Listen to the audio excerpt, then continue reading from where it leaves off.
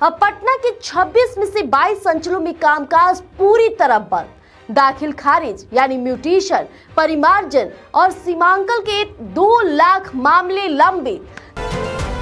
नमस्कार, मैं हूं प्रिया राज, आप देख रहे हैं स्वराज पोस्ट। बिहार में जमीन जायदाद से जुड़े कामों के लिए अगर आप दफ्तरों के चक्कर काट रहे हैं तो सावधान हो जाइए, क्योंकि राज्य में जमीन सुधार और राजस्व का पूरा ढांचा चरमरा गया है और अंचल कार्यालयों में सन्नाटा है, फाइलों का अंबार लग गया है और आम जनता के करीब 2 लाख से ज्यादा मामले अधर में लटके हैं। और आज हम इसी पर चर्चा करेंगे कि आखिर क्यों बिहार के अंचलों में ब्लॉक्स में काम ठप है, क्यों सीओ और राजस्व कर्मचारी हड़ताल पर है और क्यों अब अमीनों ने भी सरकार को 31 मार्च तक का समय दे दिया है। दरअसल पटना जिले से लेकर पूरे बिहार में इस वक्त हाहाकार मचा है।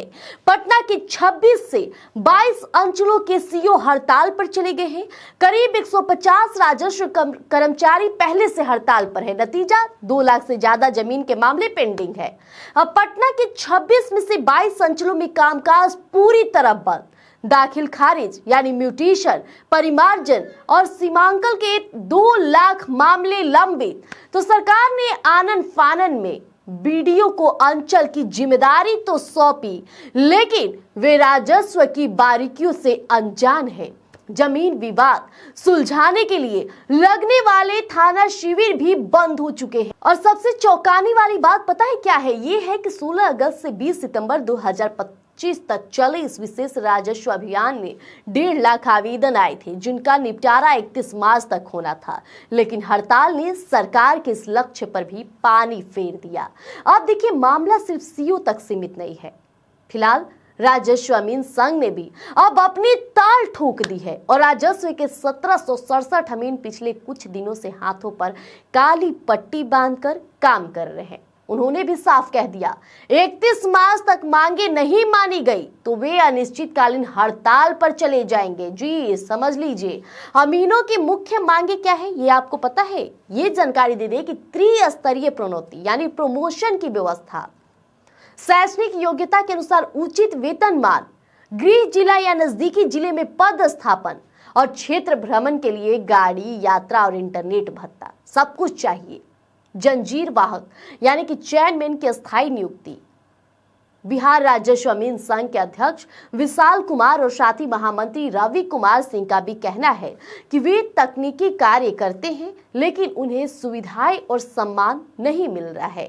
इस हड़ताल का सबसे बड़ा शिकार तो आम आदमी हो रहा है। फ्लैट की रजिस्ट्री तो हो रही है, लेकिन म्यूटेशन यानी कि दाखिल खारिज नहीं हो पा रही है। कैसे काम होगा? अब विभाग ने अप्रैल 2025 से अपार्टमेंट की भूमि और फ्लैट की मालिकों के नाम पर अलग से दाखिल खारिज का नियम बनाया, जो इस हड़ताल की वजह से पूरी तरह रुक गया है। बिहार के 537 अंचल कार्यालयों में कोई काम नहीं हो रहा है। समझ लीजिए, पूरे प्रदेश में परिमार्जन के 40 लाख और म्यूटेशन के 5 लाख मामले लटके हुए हैं। राजस्व सेवा के अधिकारी अपनी 5 सूत्री मांग, जिसमें कैबिनेट के कुछ फैसले को वापस लेना भी शामिल है, उस पर अड़ चुके हैं पूरी तरह। अब सवाल उठता है कि सरकार इन मांगों को तुरंत क्यों नहीं मान रही है? इसके पीछे भी कई प्रशासनिक, वित्तीय और कानूनी पेच है। जी वो भी हम आपको बताएंगे। देखिए, मौजूदा व्यवस्था को देखिए तो 5 मुख्य कारण सामने आ रहे हैं। पहला, चेन रिएक्शन यानी फाइनेंशियल एंड एडमिनिस्ट्रेटिव इम्पैक्ट। अमीनों की सबसे बड़ी मांग उचित वेतनमान और त्रिस्तरीय प्रोन्नति यानी प्रमोशन है। अगर सरकार अमीनों का वेतनमान बढ़ाती है या उनके कैडर के नियम बदलती है, तो राज्य के अन्य तकनीकी कर्मचारी जैसे कि जूनियर इंजीनियर हो गए या अन्य सर्वेयर क्यों ना हो गए, वैसी ही मांग लेकर सड़क पर उतर आएंगे। सब देखने लगेंगे, कॉपी करने लगेंगे। तो सरकार को डर है कि विभाग की मांग बढ़ाने से पूरे प्रदेश के खजाने पर अरबों का बोझ पड़ जाएगा। चेन रिएक्शन का डर यानी फाइनेंशियल एंड एडमिनिस्ट्रेटिव इम्पैक्ट।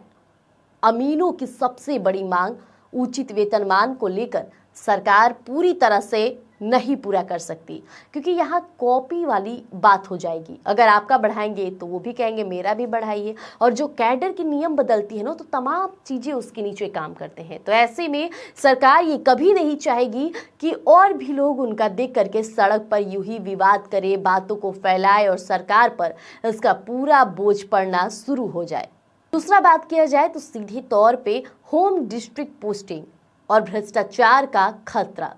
देखिए, कर्मचारी मांग कर रहे हैं कि उनकी पोस्टिंग गृह जिला यानी कि उनके होम डिस्ट्रिक्ट या फिर उसके पास हो। अब सरकार का तर्क क्या है कि राजस्व यानी कि रेवेन्यू विभाग बहुत संवेदनशील होता है। जमीन के मामलों में स्थानीय रसूख और जान पहचान की वजह से भ्रष्टाचार बढ़ने का खतरा रहता है। सरकार की नीति है कि अंचल स्तर के कर्मचारियों को उनके गृह जिले से दूर रखा जाए ताकि निष्पक्ष काम हो सके। तीसरा बात किया जाए बजट और संसाधन, यानी बजट कॉन्स्ट्रेंट्स रिपोर्ट के अनुसार अमीन वाहन भत्ता, इंटरनेट भत्ता और जंजीर वाहकों यानी कि चेनमैन की नियुक्ति की मांग कर रहा है। दिक्कत कहाँ आ रही है कि बिहार में हजारों अमीन है। हर अमीन को फील्ड भत्ता और साथ में एक सहायक जंजीर वाहक देना सरकार के लिए एक बड़ा चुनौती हो सकता है। रेकरिंग एक्सपेंस हो सकती है, हर महीने होने वाला खर्च हो सकता है। सरकार फिलहाल डिजिटल सर्वे पर पैसा खर्च कर रही है और पुराने ढरे पर निवेश करने से बच रही है। नियम संख्या 23 और 30 का विवाद। अखबार में देखिए जिक्र है कि राजस्व सेवा के अधिकारी कैबिनेट निर्णय संख्या 23 और 30 को वापस लेने की मांग कर रहे हैं। ये भी नियम देखिए, ये नियम संभवतः अधिकारियों की जवाबदेही यानी कि अकाउंटेबिलिटी और उन पर होने वाली दंडात्मक कार्रवाई से जुड़ी है। सरकार इन नियमों को वापस नहीं लेना चाहती है, क्योंकि इससे कहीं ना कहीं अधिकारियों पर लगाम ढीली हो जाएगी और आम जनता की शिकायतों का भी निपटारा और मुश्किल और बढ़ जाएगी। डेडलाइन का दबाव और ईगो क्लैश बहुत है, क्योंकि 31 मार्च वित्तीय वर्ष फाइनेंशियल ईयर का अंत है और सरकार को अपने राजस्व अभियान के लक्ष्य पूरे करने हैं। इसलिए कर्मचारी इस वक्त को सबसे सही मान रहे हैं, दबाव बनाने की कोशिश कर रहे हैं। तो सरकार का देखिए रुख है, सरकार इसे ब्लैकमेलिंग की तरह दिख रही है। इसलिए सरकार ने झुकने के बजाय बीडीओ को अंचल का जिम्मा सौंप दिया है कि कीजिए जो करना है, हम तो नहीं आपको बख्शेंगे। तो देखिए, सरकार यह संदेश देना चाहती है कि वह हड़ताल के आगे घुटने नहीं टेकेगी। मौजूदा स्थिति का कड़वा सच है ये। सरकार और कर्मचारियों की इस मूंछ की लड़ाई में नुकसान सिर्फ आम जनता को हो रहा है। 2 लाख आवेदन अब तक लटके हैं और रजिस्ट्री के बाद म्यूटेशन नहीं हो पा रहा है। जमीन विवाद के चलते गांवों में भी हिंसा की आशंका बढ़ गई है, लड़ाई झगड़े के मामले सामने आने लगे हैं। तो तमाम ये बातें थी जो जानना जरूरी था।